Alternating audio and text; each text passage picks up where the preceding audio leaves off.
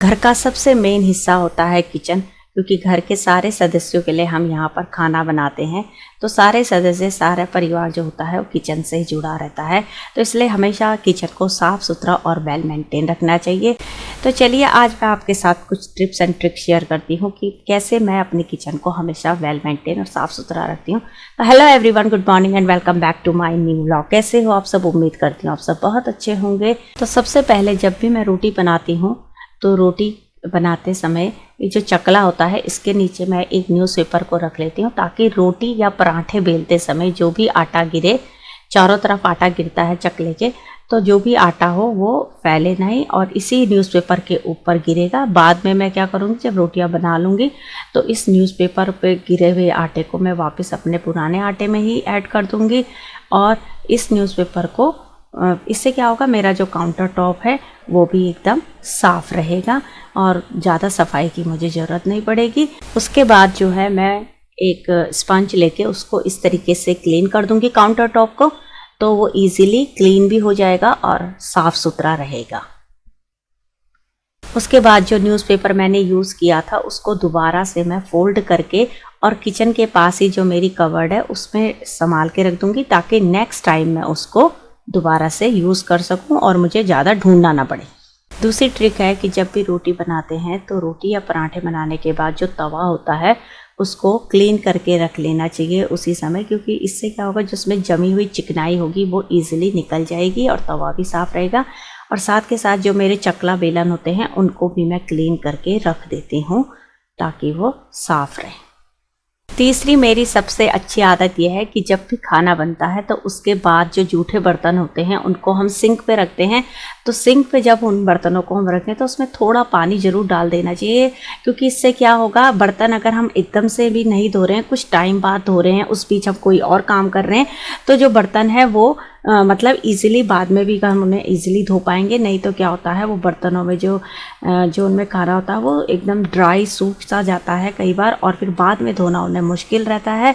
तो ऐसे में जब हम उसमें पानी डाल देंगे ना तो बाद में हमारे लिए धोना ईजी रहेगा और चिकनाई वगैरह भी जो रहेगी वो ईजिली साफ़ हो जाएगी। तो कई बार मैं करती हूँ, जैसे अभी विंटर्स का टाइम है तो मैं हल्का सा गर्म पानी डाल के रख देती हूँ और उस बीच अगर मुझे किचन क्लीनिंग कुछ और करनी है तो उस काम को कर लेती हूँ।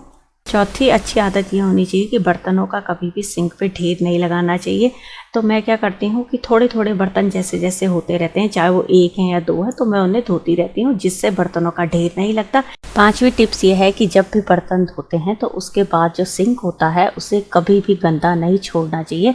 तो मैं भी यही करती हूँ, चाहे मैं एक बर्तन धो रही हूँ चाहे दो बर्तन धो रही हूँ, तो जब भी मैं मतलब सिंक पे अपने जूठे बर्तन धोती हूँ तो उसके बाद मैं सिंक को ज़रूर साफ़ करती हूँ। तो इससे क्या रहता है, सिंक जो होता है वो हमेशा साफ़ सुथरा चमकदार रहता है और सबसे बड़ी बात है इस पर जम्स वगैरह भी जमा नहीं होंगे और एकदम हाइजीनिक रहता है। नेक्स्ट टिप्स ये है कि सिंक को धोने के बाद जो टैप वगैरह हमारे होते हैं इनको भी रेगुलर में धो देना चाहिए, साफ़ कर देना चाहिए। तो इस प्रकार से मैं क्या करती हूँ, जो विम बार होता है उससे इन्हें साफ़ कर देती हूँ, मतलब इन्हें भी मांज देती हूँ और टाइल्स का जो इधर आसपास का एरिया है इसको भी क्लीन कर देती हूँ, क्योंकि जूठे बर्तन जब हम धोते हैं तो कई बार इनमें छींटे गिर जाते हैं, तो इससे ये टाइल्स वगैरह ये एरिया गंदा हो जाता है। तो इनको भी रेगुलर में जो है इस तरीके से साफ़ रखती हूँ मैं। तो स्पेशल डीप क्लीनिंग की ज़रूरत नहीं पड़ती। अगर हम इन्हें ऐसे छोड़ देंगे तो बाद में इनमें क्या होता है, धीरे धीरे गंदगी जमा होने लगती है और फिर अगर हम उसे स्क्रबर से साफ़ करेंगे तो इनमें स्क्रैच वगैरह पड़ सकते हैं, इनकी जो शाइनिंग है वो ख़राब हो सकती है। तो इसलिए रेगुलर में इन्हें भी इस तरीके से मैं साफ़ रखती हूँ। अब आता है बर्तनों को धोने के बाद धुले हुए बर्तनों को संभालने का नंबर, जो कि अपने आप में एक बहुत बड़ा काम है वो भी। तो जब भी मैं बर्तन संभालती हूँ तो गीले बर्तनों को डायरेक्ट जो है वो रैक पे नहीं रखती हूँ, पहले उन्हें मैंने एक अलग से टॉवल रखा हुआ अपने किचन में, तो पहले उन बर्तनों को अच्छे से साफ़ कर देती हूँ, मतलब पोंछ देती हूँ, तो इससे उसमें पानी के दाग भी नहीं लगते और चमकदार रहते हैं। नेक्स्ट टिप है काउंटर टॉप को इस तरीके से क्लीन करने की। तो मैंने एक छोटा सा मिनी वाइपर रखा हुआ है अपने किचन में और इसको भी मैं रेगुलर में साफ़ करती रहती हूँ। और उसके बाद जो भी यहाँ पे पानी गिरा होता है ना तो उसको इससे साफ़ करके अच्छे से इससे साफ़ कर देती हूँ, तो पानी जो है एकदम क्लीन हो जाता है, पानी निकल जाता है और देखो काउंटर टॉप एकदम सूखा रहता है। तो अब आता है गैस काउंटर टॉप को साफ़ करने का नंबर। तो मैं ये सारी जितनी भी एक्सेसरीज़ है ना इनको निकाल लेती हूँ, उसके बाद एक पेस्ट बनाती हूँ उसमें भी विम बार और थोड़ा सा सर्फ मिला देती हूँ और फिर हल्का सा स्क्रब करती हूँ उससे। तो उससे जितनी भी इस गैस पे चिकनाई या फिर जो कुछ भी खाना बनाते समय जो भी गंदगी, जो भी खाना गिर जाता है तो वो साफ़ हो जाती है। उसके बाद जो ये अपना स्पंज है, इससे गैस काउंटर टॉप को अच्छे से क्लीन कर देती हूँ। तो वैसे भी गैस काउंटर टॉप को ना जब भी हम खाना बनाते हैं तो उसके बाद ज़रूर साफ़ करते रहना चाहिए, तो इससे इसमें गंदगी जमा नहीं होगी और हमारा जो गैस है वो एकदम हमेशा क्लीन रहेगा। अब आता है टाइल्स का साफ़ करने का नंबर। तो जो ये गैस के आसपास की टाइल्स होती हैं, जब भी हम खाना बनाते हैं तो खाना बनाते समय जो है तो कुछ ना कुछ उसमें गिर ही जाता है। तो इनको मैं वैसे तो जैसे ही कुछ इसमें खाना बनाते हुए गिरता तो मैं उसी समय भी साफ़ कर देती हूँ, तो इसलिए ज़्यादा डीप क्लीनिंग की ज़रूरत नहीं पड़ती। लेकिन रेगुलर में जो है मैं एक थोड़ा सा गर्म पानी लेती हूँ और उसमें इस स्पंज को भिगो के और एक बार जो है पूरी टाइल्स में, ये जो मेरा यहाँ पे जो बंठी रखी होती है इसके आसपास का एरिया, ये जो अपना मीटर है गैस का, इस सारी जगह इसको साफ़ कर देती हूँ टाइल्स को, तो ये हमेशा चमकती रहती है। नेक्स्ट टिप है कि जब भी हमारे पास ये खाली कंटेनर होते हैं तो उनको फेंकना नहीं चाहिए। तो मैं भी जो बॉटल्स वगैरह कई बार जो खाली हो जाती हैं उनको धो के ना संभाल के रख देती हूँ, क्योंकि कभी भी ये यूज़ हो जाते हैं। जैसे हमें कुछ चीज़ रखनी है या किसी को खाना ही पैक करना है, कुछ भी मतलब कहीं बाहर जाना है तो इनमें हम खाना रख के भी कहीं पर ले जा सकते हैं।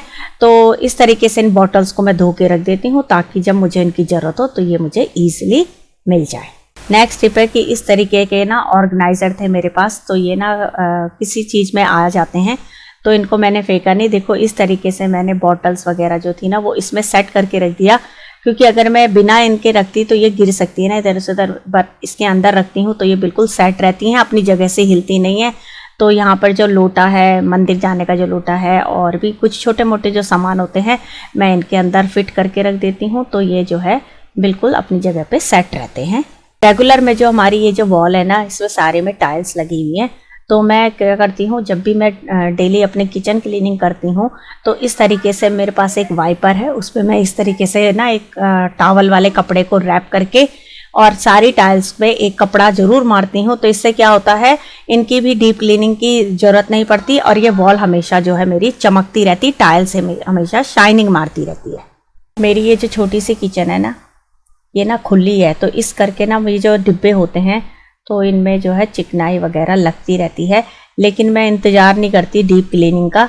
मैं रेगुलर में इनको ना साफ़ करती रहती हूँ और डेली मैं इस तरीके से ना एक स्पंज का कपड़ा इन पे मार देती हूँ, तो ये हमेशा साफ़ रहते हैं और इनमें बिल्कुल भी चिकनाई नहीं रहती है। और मेरी इस किचन में इतनी खुली होने के बावजूद भी बिल्कुल भी आपको कहीं पर भी किसी भी हिस्से में चिकनाई नहीं मिलेगी, क्योंकि मैं किचन के हर एक हिस्से को, हर एक चीज़ों को इस तरीके से स्पंज से साफ़ करती रहती हूँ और ये मेरा डेली क्लीनिंग में आता है। मैंने ना किचन में एक छोटा सा डस्टबिन भी रखा हुआ है कि जो भी मैं सब्जियां वगैरह जो भी मैं काटती हूँ तो उनके छिलके हैं, किचन से ही रिलेटेड जितना भी गार्बेज होता है तो वो इसमें डाल देती हूँ। तो उसके बाद मैं उसको क्या करती हूँ, इस तरीके से उसके बेस में मैं न्यूज़पेपर लगा देती हूँ और उसके बाद इस तरीके से पॉलीथीन को कवर कर देती हूँ, तो उससे डस्टबिन जो होता है वो गंदा नहीं होता। और अब आता है किचन में यूज़ करने वाले डस्टर, किचन में यूज़ करने वाले टॉवल, जितना भी हम सफाई के लिए रखते हैं तो सबको मैं क्या करती हूँ, गर्म पानी लेके उसमें जो है एक सॉल्यूशन बनाती हूँ और उसके बाद सारे कपड़ों को इसमें थोड़ी देर डिप करके अच्छे से उन्हें धो देती हूँ, ताकि इनमें ये हाइजीनिक रहें, जितनी भी गंदगी इनमें वो निकल जाएं। और किचन में वैसे भी जो भी हमारे यूज़ करने वाले टॉवल, जितने भी हमारे डस्टर वगैरह होते हैं ना, उनको हमेशा साफ़ करते रहना चाहिए। और उनको धोने के बाद मैं डेली धूप में ज़रूर उन्हें रख देती हूँ ताकि वो अच्छे से सूख जाएँ।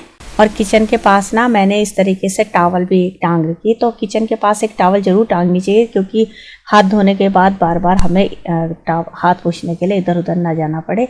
तो इस तरीके से मैंने एक टॉवल यहाँ पे टांग दी है। और अब लास्ट में आता है पोछा लगाने का, जो कि सिर्फ किचन में लगता है, क्योंकि मॉर्निंग में पूरे घर में तो पोछा लग जाता है, बट किचन में जब काम करते हैं तो उसके बाद पानी वगैरह गिर जाता है तो गंदा तो हो ही जाता है किचन थोड़ा बहुत।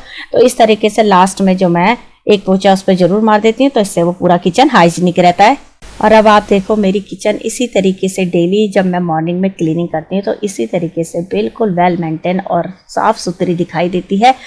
ये सिर्फ सुबह के नहीं, मेरी किचन हमेशा इसी तरीके से दिखाई देती है। तो कोई अचानक से अगर घर में आ भी जाए ना तो शर्मिंदगी महसूस नहीं होगी और बहुत सुंदर लगती है मुझे मेरी अपनी ये छोटी सी प्यारी सी किचन। तो देखा, मैंने आज आपके साथ शेयर करा कि मैं किस तरीके से अपनी इस प्यारी छोटी सी किचन को हमेशा इसी तरीके से वेल मेंटेन और इसी तरीके से साफ़ सुथरा रखती हूँ। और मैं हमेशा कहती हूँ कि किचन से ही हमारा पूरा परिवार, सारे सदस्य आपस में जुड़े रहते हैं, क्योंकि हम जो लेडीज़ होते हैं अपने पूरे परिवार के लिए यहाँ पर बहुत प्यार से, बहुत ही इत्मीनान से उनके लिए खाना बनाते हैं। इसलिए जो अपनी किचन होती है उसको हमेशा साफ़ सुथरा, एकदम वेल मेंटेन रखना चाहिए। डेली इसी तरीके से अपनी किचन को साफ़ रखती हूँ। उम्मीद है आपको मेरी ये वीडियो पसंद आई होगी। कमेंट करके बताना कि आपको मेरी टिप्स एंड ट्रिक कैसे लगी। तो मिलती हूँ जल्द ही आपसे एक नए ब्लॉग में। तब तक आप खुश रहिए, स्वस्थ रहिए, मस्त रहिए, हंसते रहिए, हंसाते रहिए। Till then good bye, take care and good day.